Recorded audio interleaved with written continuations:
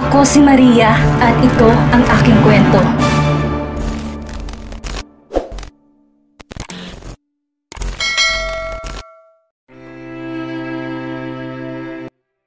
Panay ang hikbi ni Carmina nang makita ang kalunos-lunos na kalagayan ni Rose Ann nang bisitahin niyang anak sa piitan.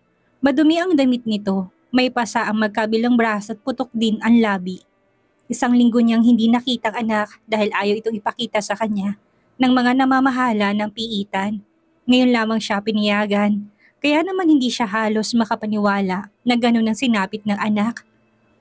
Anong ginawa nila sa iyo, Rose Ann? Bakit ganyan ang... Hindi halos maituloy ni Carmina ang naisabihin. Naaawa siya sa sinapit ng kanyang anak. Ganyan nga, umiyak ka. Umiyak para sa mga kasalanan mong ako ang nagbabayad. Ani Rose Ann, nakatulala sa kawalan at tila walang emosyon. Inabot ni Carmina ang kamay ng anak, patuloy pa rin sa pagluha. Anak! Subalit, mabilis na ipiniksi ng dalaga ang kamay ng ina. Tingnan mong ginawa mo sa buhay ko, Carmina. Sinira mo dahil pinili mo magpabuntis sa pamilyadong tao.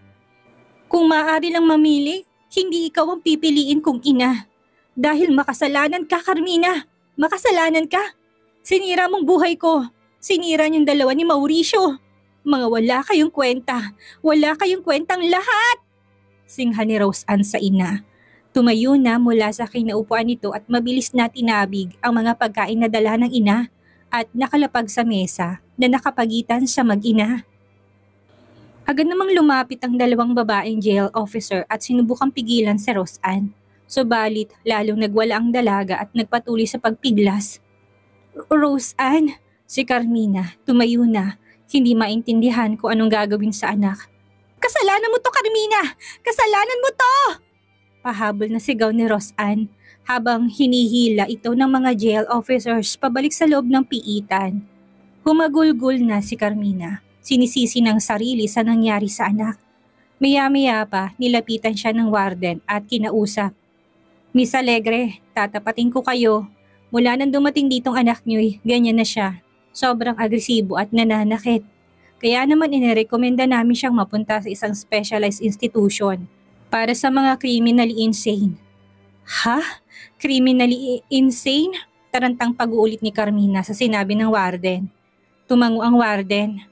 Huwag kang mag-alala, marami nang napagaling ang institusyon na yon. Ang iba, matiwasay na itinuloy ang parusa nila dito. Ang setback, isang beses lamang sa isang taon mo siya maaring bisitahin. Lalong kinabahan si Carmina. Isang linggo lamang niya hindi nakitang anak habang nakapiit ito ay abot langit ng kanyang kaba. Paano pa kaya na taon ang bibilangin bago niya ito makita? Oo, Warden, baka naman po may paraan pa. Pasensya na po kay Miss Alegre. Kapakanan ng mga bilanggo at jail officers ang priority ko. Kaya ililipat po namin ang anak ninyo sa lalong madaling panahon. Pahayag ng warden bago naglakad palayo. Naiwan naman si Carmina na panay ang hagulgol. Nasa isip kung ano pa ang kabayaran para sa mga kasalanan niya noon. Anong ginagawa mo dito, attorney? Si Gilbert nang makitang nasa silid na kinaroroonan niya ang matandang abogado bago bumaling kay Victor na nakatayo sa tabi nito.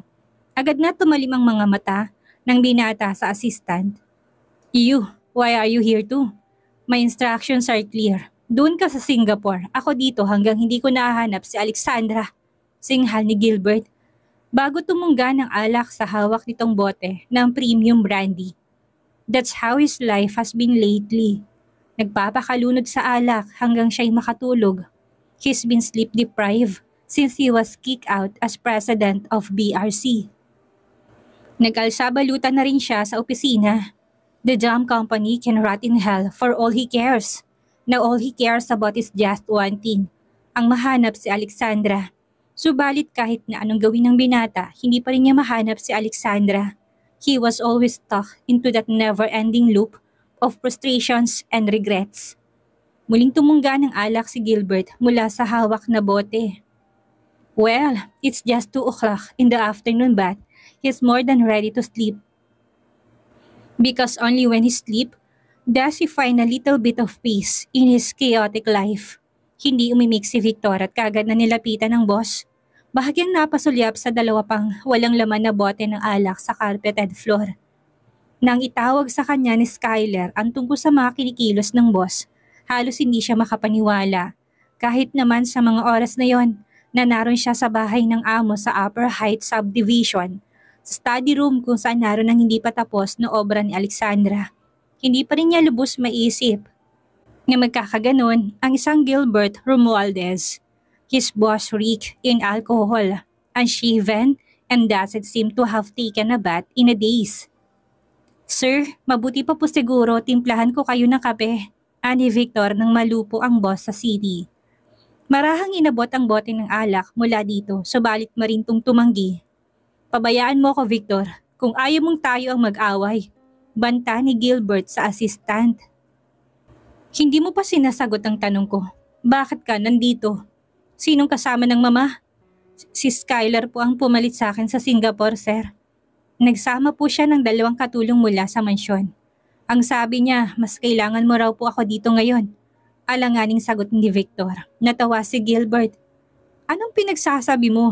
Kaya ko sarili ko. Bumalik ka sa Singapore ngayon din at asikasuhin ng mama. Kaya ko to. Anang binata, muling tumungga ng alak. But sir, damn it. Why do everyone wants to argue with me? Ganyan na ba kalit ang tingin niyo sa akin ngayon? Dahil hindi na akong president ng BRC? Well, shit you all. With or without BRC, I'm still invincible. Gigil na pahayag ni Gilbert, muling uminom ng ilang lagok ng alak. Nagingit-ngit pa rin ang kanyang kalooban. BRC is his birthright and it was taken away from him. Pinapangako niyang mahanap lang niya si Alexandra, babalikan niya lahat na may pakana sa pagpapatalsik sa kanya sa BRC. They will all experience the full blow of his rage. He is not Gilbert Romualdez for nothing. Umatras si Vincent hanggang sa may pinto. Kilala niya ang boss. Wala itong pinapakinggan kapag galit ito. Lalo pat nakainom. Iho, alam ko may pinagdaraanan ka. Si Attorney Salve. Humakbang palapit kay Gilbert. Subalit wag mo namang itaboy ang taong handang tumulong sa'yo. Hindi umimik si Gilbert. Umiwas ng tingin. Umikting ang panga. Keep your pity to yourself, attorney. Just tell me why you are here. Tinuli ni General Santillas ang kaso laban sa'yo, Gilbert.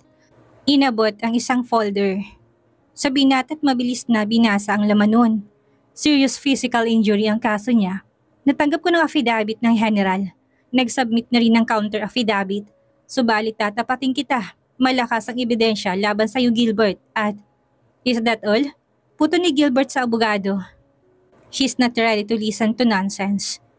She'd gladly beat the shit out of General Santillas again given a chance. May isa pa, anang abogado, inabot sa binata ang isa pang folder. What's this? Kunot noong tanong ng binata. Sandaling natahimik sa Attorney Salve. Bago, annulment papers mula kay Alexandra. Pirmado na niya. Agad na namutla si Gilbert. Anong ginagawa mo dito, Gilbert Romualdez? Mataas ang boses na tanong ni Belle sa lalaking nakatayo sa tabi ng sasakyan ng dalaga. Katatapos lamang ng gig ni Belle sa isang hotel. May pupuntahan pa siyang isang gig kasama ulit ang kanyang mga pinsan. Subalit iniharang ni Gilbert ang sarili sa pinto ng kanyang sasakyan. Hindi tuloy siya makaalis. Where is Alexandra? Ani Gilbert sa basag na tinig. Agad na pinahanap ng binata si Belle sa mga tauhan nang makita niya kaninang annulment papers na pirmado na ng asawa. Kung itong nakaraang ilang linggo ay mabigat ng kanyang pakiramdam dahil sa hindi niya mahanap si Alexandra. Kanina, nang makita niyang annulment papers, pakiramdam niya gumuho na ang kanyang mundo. Hindi niya matanggap na nagkusan ng makipaghiwalay sa kanya si Alexandra, gayon hindi pa man sila nagkakausap at nagkakapaliwanagan. He needs to find Alexandra. He needs to explain his side. Hindi siya pwedeng basta nalang pumayag na mapawalang bisa ang kanilang kasal, gayong alam na niyang may damdamin siya para sa asawa.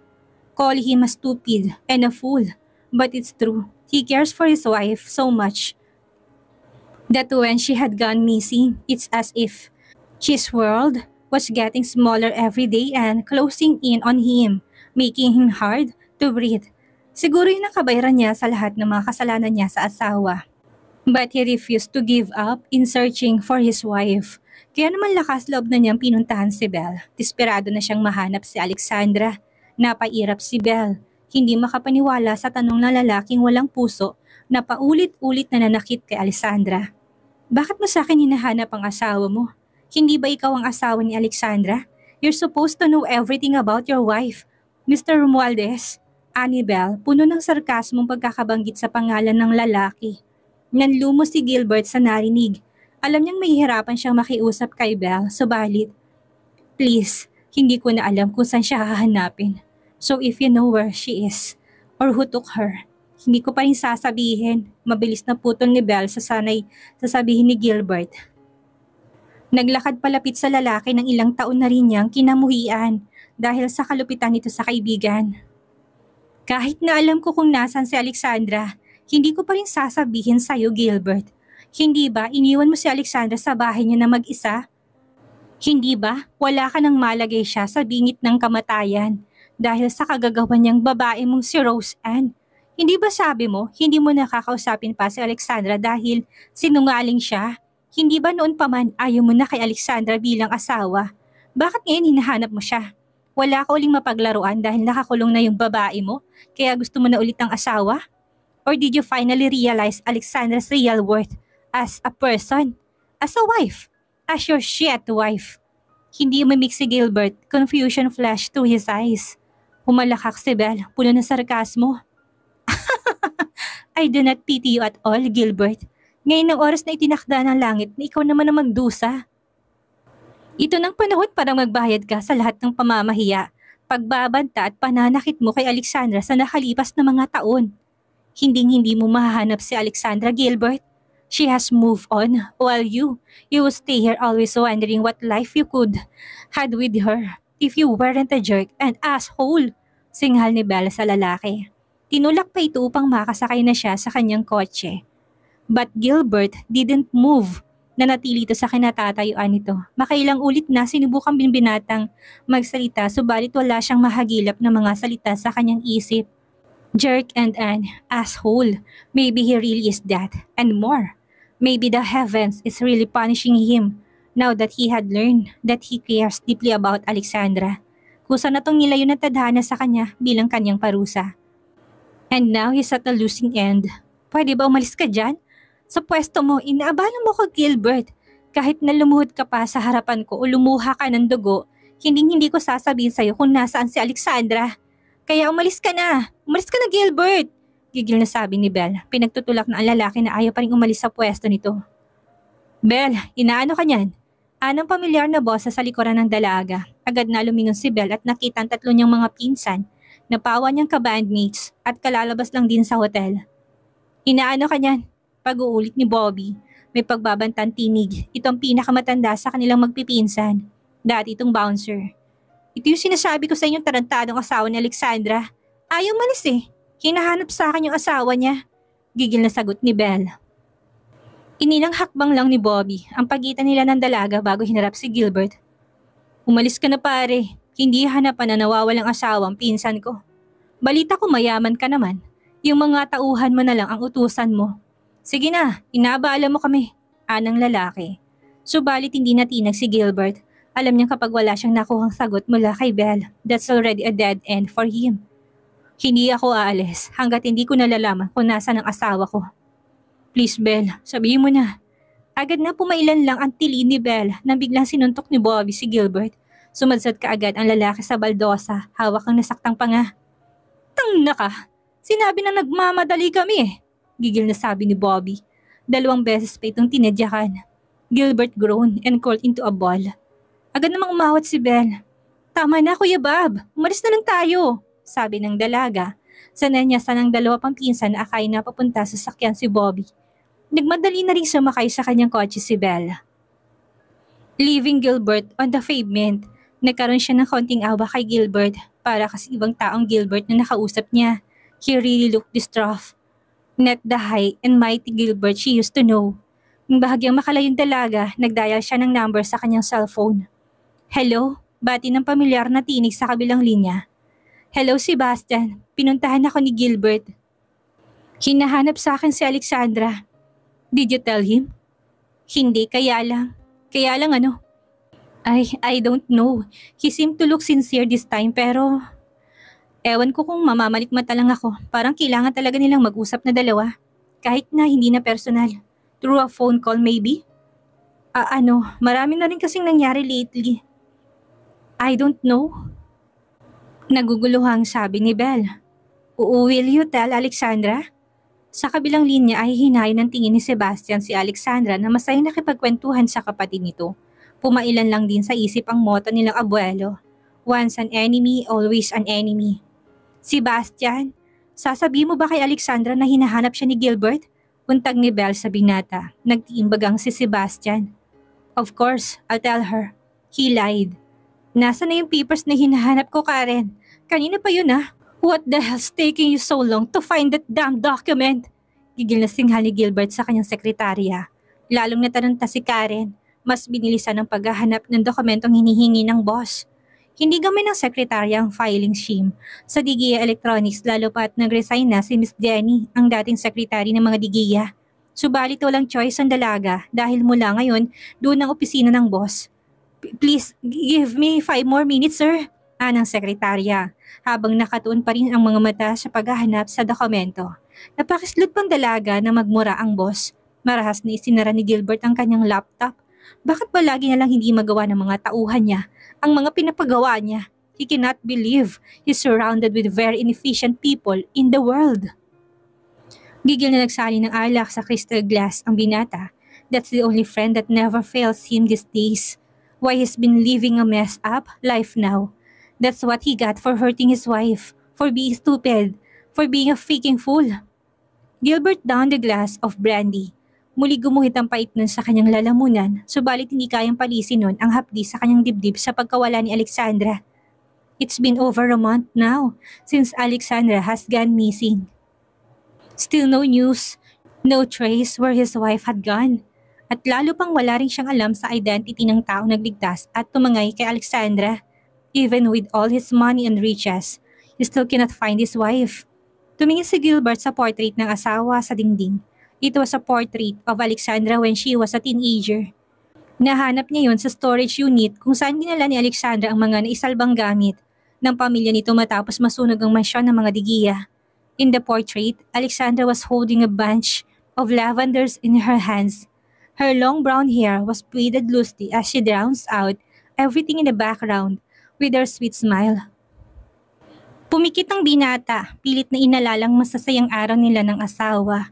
Her soft voice that greets her every time he comes home from work. The sumptuous dishes she makes every night for dinner. Her laughter that still rings in his ears. And the beauty that screams his name every time they made love. She still remembered it all. Every single memory of their happy days still burned in his memory. Marahas na nagmulat si Gilbert at nagsalin muli ng alak sa crystal glass. Nang mapuno ang baso ay nisang lagok yon ng binata. Muling umaasang malulunod ng alak ang lahat ng mabibigat na emosyong bumabagabag sa kanya gabi-gabi. Subalit nang muli niyang ilapag sa mesa ang crystal glass, walang nagbago sa kanyang pakaramdam, puno pa rin siya ng lungkot at pagsisisi. Nilibot ng binata ang kanyang tingin sa kanyang opisina.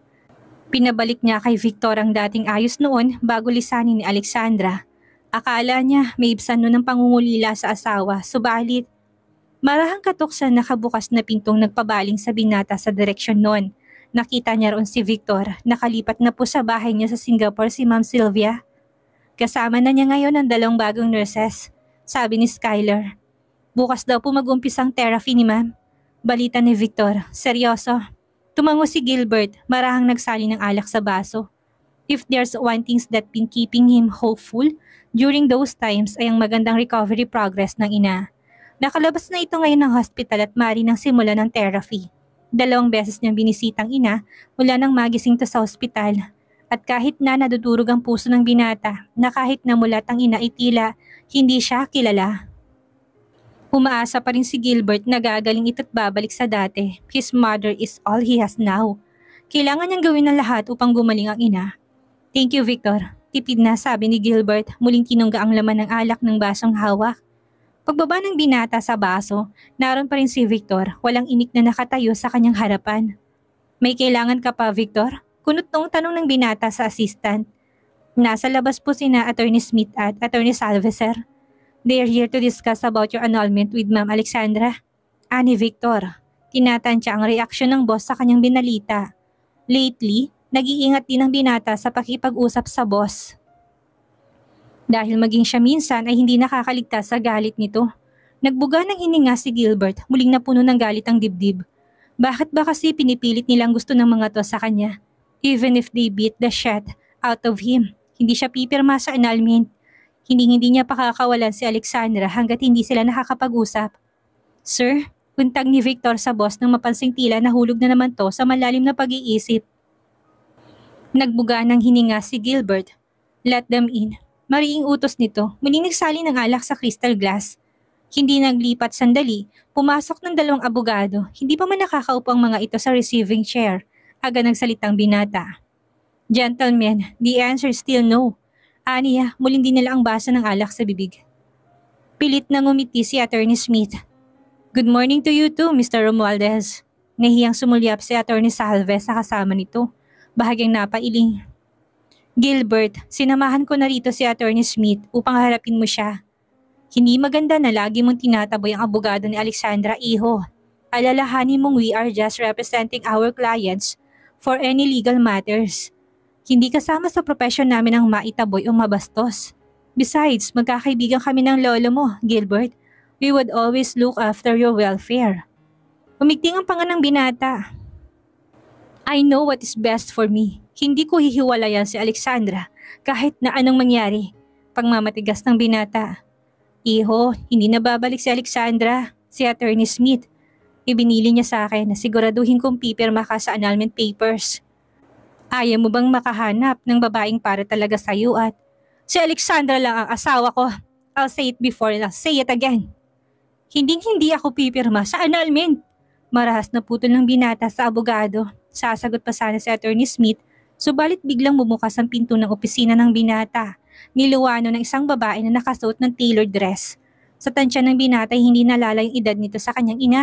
Agad tong umisi na magtamang mata nila ni Gilbert. Sir, sorry, nagpumilit po siya. Paliwanag ni Victor na nasa likuran ng bagong dating. Napatayo na si Gilbert. Who are you? And what do you want? Bago pa sumagot ang babae, tumayo na rin si Attorney Salve. Cynthia, ikaw na ba yan? Ngumisi ang babae. Natutuwa kung naalala mo pa ako, attorney. Sino siya, attorney? Ani Gilbert. Bumalik sa binata ang matandang abogado. Siya si Cynthia de Torres, Gilbert. Half-sister ng papa mo at and I'm here to contest the will of your grandfather, my dear nephew. Pahayag ni Cynthia, lalong ngumisi. Ano na ang gagawin ni Gilbert ngayong pinipilit na siyang papirmahin sa annulment paper nila ni Alexandra? At anong mangyayari sa pagdating ni Cynthia? Yan ang ating aalamin sa susunod nating kabanata.